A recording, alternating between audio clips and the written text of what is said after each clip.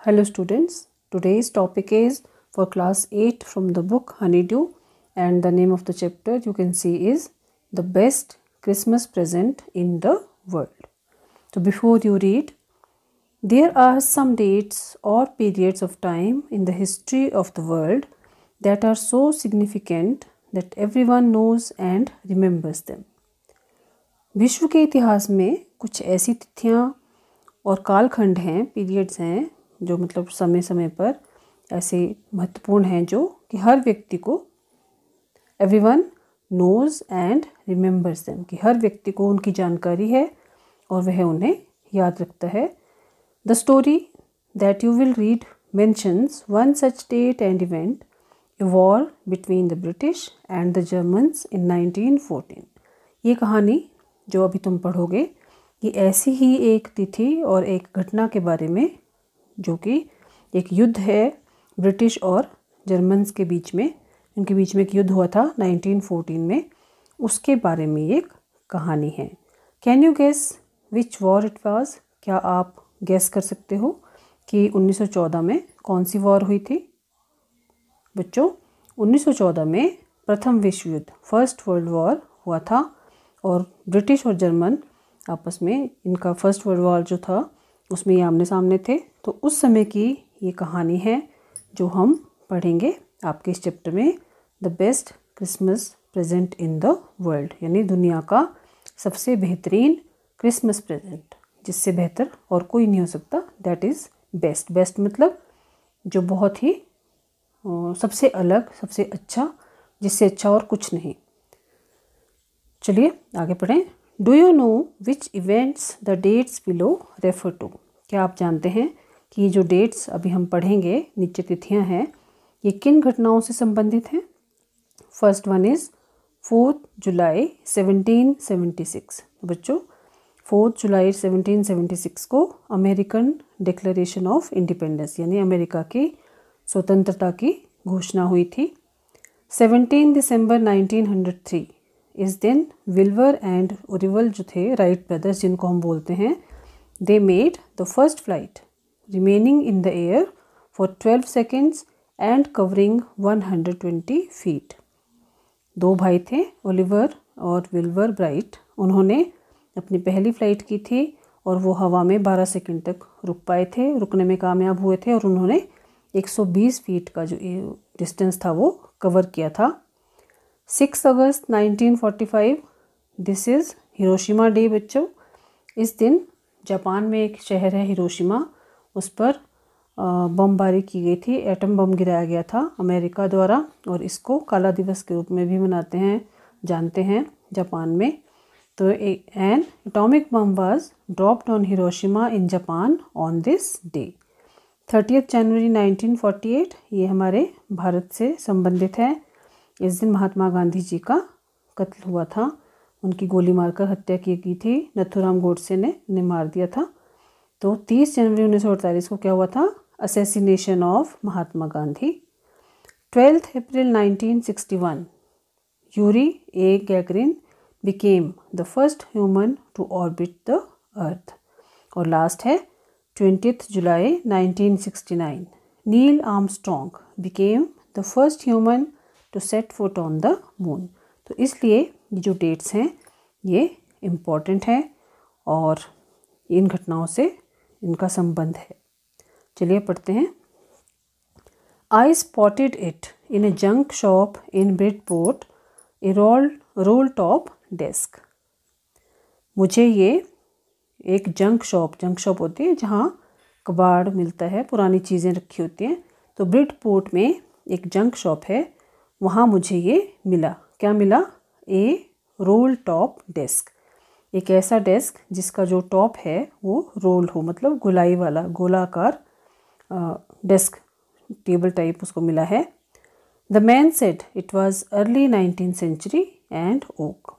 तो उस व्यक्ति ने, किसने? जिसकी वो शॉप में वो रखा हुआ है, यानी जिस जो दुकान का मालिक है, उसने कहा कि ये 19वीं सदी के आरंभिक वर्षों का है, मतलब उस समय का बना हुआ है और ओक जो लकड़ी होती है, बलूत की लकड़ी, उसका ये बना हुआ है।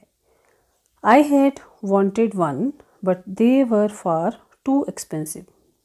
मुझे एक ऐसा ही डेस्क मैं चाहता था, परंतु वे बहुत ही महंगे थे। बच्चों, जब यहाँ पे आपको लग रहा होगा कि यहाँ आई जो है, आई किसके लिए है? जिन्होंने ये चैप्टर लिखा हुआ है, जिनका लिखा हुआ जो रेफरेंस है वो हम पढ़ रहे हैं। तो जब आपको क्वेश्चन आएगा who is I in this chapter, तो आप लिखेंगे I in this chapter is the author of the lesson. This one was in a bad condition. The roll top in several pieces, one leg clumsily mended, scorch marks all down one side. अब वो बता रहे हैं कि table जो ये desk है मिला है उनको, उसकी कंडीशन क्या थी। तो ये डेस्क जो था वो खस्ता हालत में था, अच्छी उसकी कंडीशन नहीं थी। इसका जो ऊपरा लिपटा हुआ ऊपरी भाग जो था, जो रोल टॉप था, वो कई टुकड़ों में, मतलब उसके टुकड़े टुकड़े हो गए थे, टूट चुका था वो। वन लेग क्लमजिली मेंडेड, इसकी एक टांग जो थी वो अच्छी तरह से, मतलब उसकी रिपेयर की गई थी, लेकिन बहुत ही भद्दे तरीके से, बेतरतीब ढंग से उसकी रिपेयर की गई थी। Scorch marks all down one side, और उसके नीचली जो एक इसके एक और जो था बिल्कुल नीचे तक जलने के या उखड़ने के निशान थे। स्कॉच होता है जैसे स्क्रैच मारे होते हैं किसी ने, वैसे निशान थे। It was going for very little money, और ये बहुत ही कम पैसों में जा रहा था, मतलब इसकी कीमत बहुत ही कम थी, सस्ता मिल रहा था। I thought I could restore it, मैंने सोचा कि मैं इसको रीस्टोर मतलब इसको वापस इसकी मरम्मत करके इसको ठीक कर लूँगा।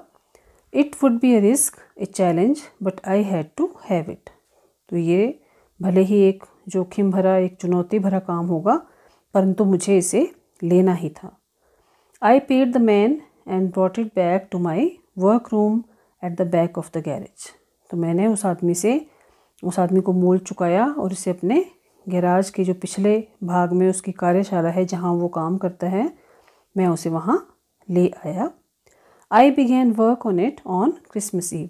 तो मैंने क्रिसमस की पूर्व संध्या को इसे ठीक करना आरंभ किया। I removed the roll top completely and pulled out the drawers. मैंने ऊपर का जो भाग था उसको पूरी तरह से हटा दिया, और जो उसके अंदर ड्रॉर्स, दराज होते हैं, उसे खींचकर बाहर निकाला। पुल्ड आउट होता है खींचकर बाहर निकालना। The veneer had lifted almost everywhere. इसके ऊपर जो पतली सी परत थी वो लगभग हर जगह से, वीनियर होता है a thin layer of plastic और decorative wood on furniture of cheap wood. एक पतली सी लेयर होती है प्लास्टिक की या सजावटी एक लकड़ी की, फर्नीचर के ऊपर लगती है जो सस्ती होती है। तो वो पूरी तरह से हर तरफ से उठ गई थी, पतली सी परत हर स्थान से ऊपर उठ गई थी। It looked like water damage to me. मुझे लगा कि ये जो ख़राब हुई है वो पानी की वजह से ख़राब हुई है, कि एक क्षति जो है उसे पानी ने पहुंचाई होगी। Both fire and water had clearly taken their toll on this desk. Taken their toll on मतलब पूरा उन्होंने नुकसान उसको पहुंचाया था, डैमेज किया था। मतलब उनका कहना था कि इस डेस्क को, ऐसा स्पष्ट था कि इस डेस्क को आग और पानी दोनों ने मिलकर ख़राब कर दिया था। I tried all I could, नहीं sorry, the last drawer was stuck fast. जो सबसे नीचे का अंत का जो ड्रॉर था, अंतिम दराज, वो पूरी तरह से जाम था। I tried all I could to ease it out gently. जितना मैं कर सकता था पूरा प्रयास किया मैंने कि वो आसानी से बाहर निकल आए। I struck it, in the end I used brute force, और अंत में मैंने पूरा जोर लगा दिया। I struck it sharply with the side of my fist and the drawer flew open to reveal a shallow space underneath a secret drawer. मैंने अपनी मुट्ठी से इस पर जोर से चोट मारी और दराज खुल गया, और उसके नीचे एक बहुत ही गहरा सा खाली स्थान दिखाई दिया, जो कि एक सीक्रेट ड्रॉर था। एक सीक्रेट मतलब गुप्त एक दराज उसके अंदर थी। There was something in there, और उसके अंदर कुछ था। I reached in and took out a small black tin box. तो मैंने उसके अंदर हाथ डाला और टीन का एक छोटा सा काला डिब्बा जो था वो बाहर मैंने निकाला। वो जो छुपा हुआ ड्रॉर था उसके अंदर उसको मिला। सेलो taped to the top of it was a piece of lined note paper and written on it in shaky handwriting, Jim's last letter received January 25, 1915. इसके ऊपर एक धारीदार कागज का टुकड़ा जो था उसे सेलो टेप से चिपकाया गया हुआ था और जिस पर जैसे मानो कांपते हुए हाथों से लिखा था जिम्स लास्ट लेटर, जिम का अंतिम पत्र। और कब आया है? जनवरी 25, 1915, जनवरी 25, 1915 को प्राप्त हुआ है। To be worried with me when the time comes, और उसमें और क्या लिखा था कि समय आने पर इसे मेरे संग दफनाया जाए। I knew as I did it that it was wrong of me to open the box, but curiosity got the better of my scruples, it usually does. मैं जानता हूँ जब मैंने ऐसा किया तो मैं जानता था कि मेरे लिए इस डिब्बे को खोलना गलत है, अनुचित है, परंतु उत्सुकता ने मेरी भावनाओं का गला घोंट दिया। इट यूजुअली डज, अक्सर ऐसा ही होता है। मतलब हम अपनी उत्सुकता को रोक नहीं पाते हैं और जो हमें नहीं भी करना होता है वो भी हम उत्सुकतावश कर जाते हैं। ये ह्यूमन नेचर है। Inside the box there was an envelope, डिब्बे के अंदर एक लिफाफा था। द एड्रेस रेड, उसके ऊपर पता क्या लिखा था? Mrs Jim McPherson, 12 Copper Beeches, Bridport, Dorset. ये वहाँ उस पत्र के ऊपर एड्रेस था। श्रीमती Jim McPherson, 12 Copper Beeches, Bridport, Dorset, ये एड्रेस है। I took out the letter and unfolded it, मैंने पत्र बाहर निकाला और उसकी परतें खोली। It was written in pencil and dated at the top December 26, 1914. तो ये पेंसिल से लिखा हुआ था और उसके ऊपर दिसंबर 26, 1914 डेट डाली गई थी। तो बच्चों आज के लिए हम यहीं तक पढ़ेंगे। अब आप भी अपनी बुक खोलें और प्रोनाउंसिएशन देखें, साथ साथ रीड करें, और अगर कुछ समझ ना आए तो आप कमेंट बॉक्स में डाल दें। चैनल इंग्लिश गुरु को सब्सक्राइब करें, लाइक करें और शेयर करें। अपना ध्यान रखें। बाय बाय बच्चों, have a nice day and thank you for watching English Guru channel.